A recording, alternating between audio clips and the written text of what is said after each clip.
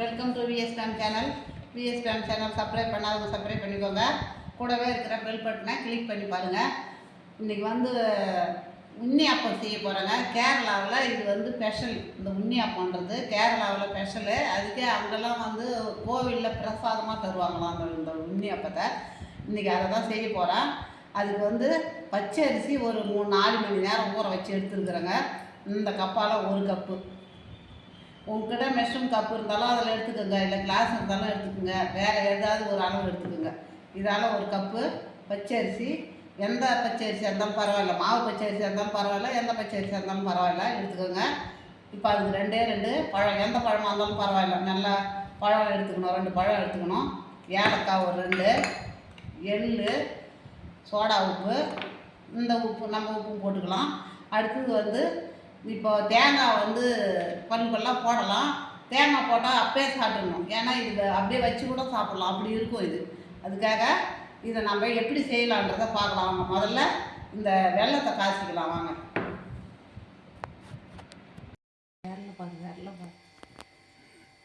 இதால் 1 கிளாஸ் தண்ணி ஊற்றி இருக்கிறேங்க. இப்போ நம்ம வெல்லத்தை போட்டுக்கலாம். வெல்லம் பாகு காக்க தேவையில்லை, வெல்லம் கரைஞ்சா போதும். இது வெல்லம் கரையிட்டங்க. ஒரு 5 நிமிஷம் ஆகும். வெல்லம் கரையிட்டேன்.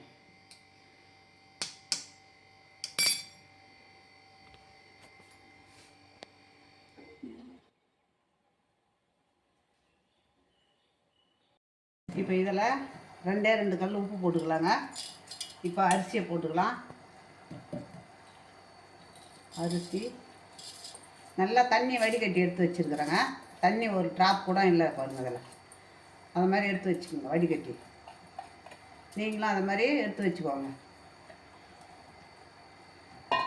அந்த வாழைப்பழத்தை 2 போட்டுக்கலாம்.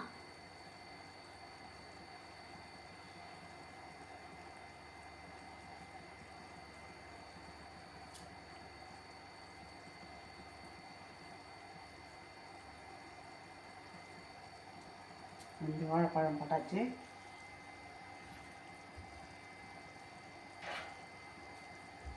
இப்போ நம்ம இந்த வெல்லத்தை வடிகட்டிக்கலாம். ஏலக்காயை போட்டுக்கலாங்க. 3 ஏலக்காய்.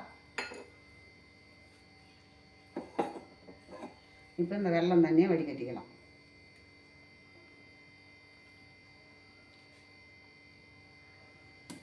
இப்போ நான் மிக்சியில் அரைச்சிக்கணும் வந்துடுறேங்க. இது அப்படியே அரைச்சிட்டேன் பாருங்கள். இந்த மாதிரி தான் இருக்கும். நல்லா அரைச்சாச்சு பாருங்கள். நைஸாக இருக்குது பாருங்கள். இந்த மாதிரி நைஸாக அரைச்சிடணும். ரொம்ப நொய் இருக்கக்கூடாது. உண்ணி அப்பம் வேகிறதுக்கு நேரம் எடுக்கும். அப்புறம்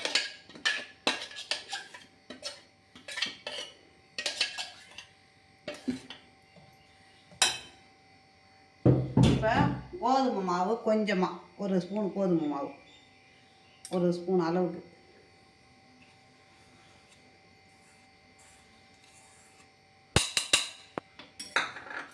இப்போ நம்ம இதை நல்லா கரைச்சிக்கலாம்.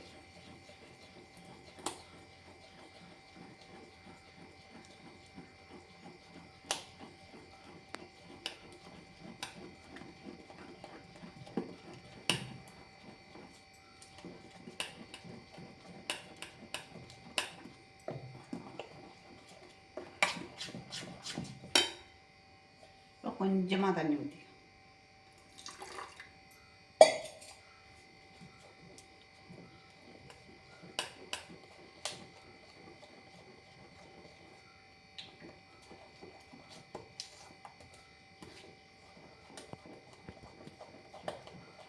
இப்போ இதில் நம்ம கொஞ்சமாக சோடா உப்பு போட்டுக்கலாம்.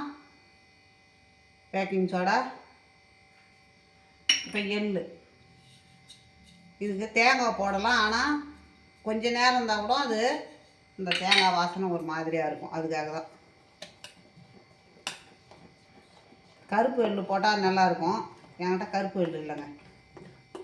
உங்கள்கிட்ட கருப்பு எள் இருந்தால் நீங்கள் போட்டுக்கோங்க.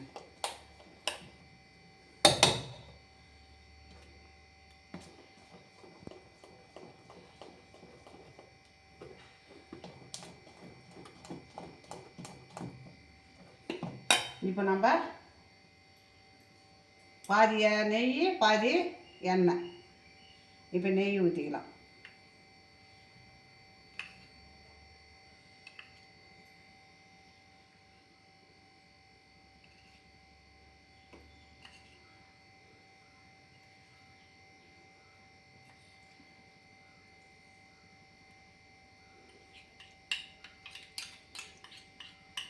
எண்ணெய் ஊற்றிக்கலாம்.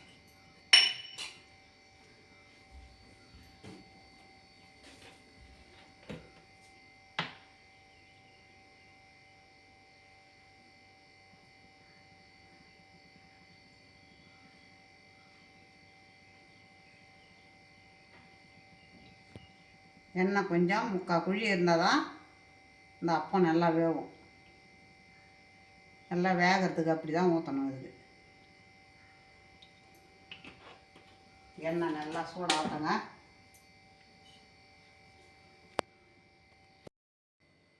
இப்போ பாருங்கள், இப்போ கிளாஸில் தான் வச்சுக்கணும், நம்ம கரண்டியில் வைக்க முடியாது.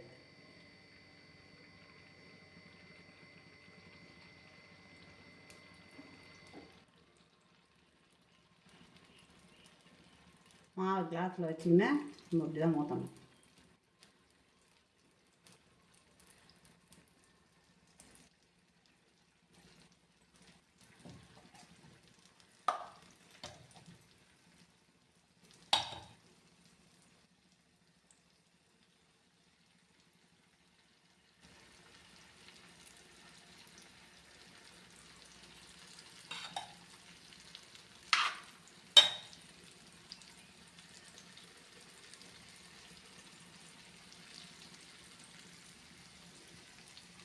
எண்ணெய் பாதி நெய் பாதி வேகுது பாருங்கள்.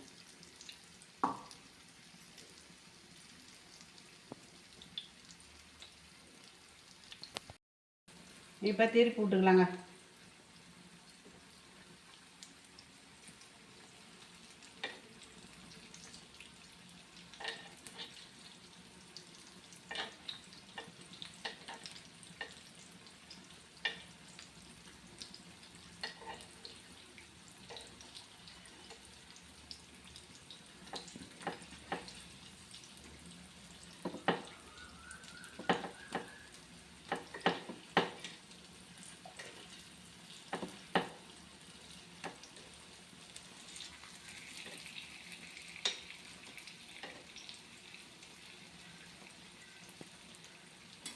ஒரு 2 நிமிஷம் வேகட்டும். இது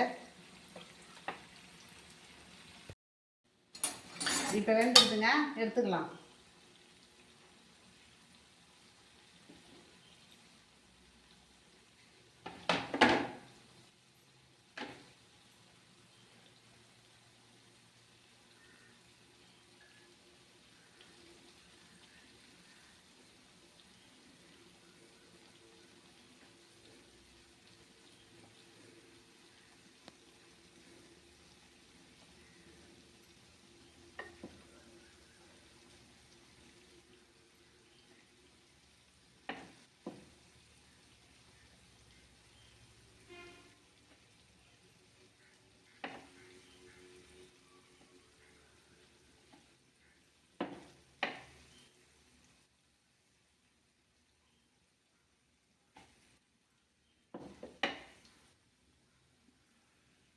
மீதியை போட்டு எடுத்து தான் வரேன்.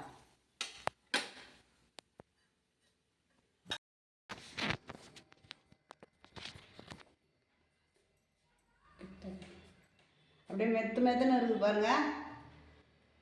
பாருங்கள், நல்லா மெத்துன்னு இருக்குது பாருங்கள். இப்படி தான் இருக்கும். நல்லா சொல்லையாக இருக்குது பாருங்கள். இதை மாதிரி தான் இருக்கும் உண்ணி அப்பம். நீங்கள் இதே மாதிரி செய்து பாருங்கள்.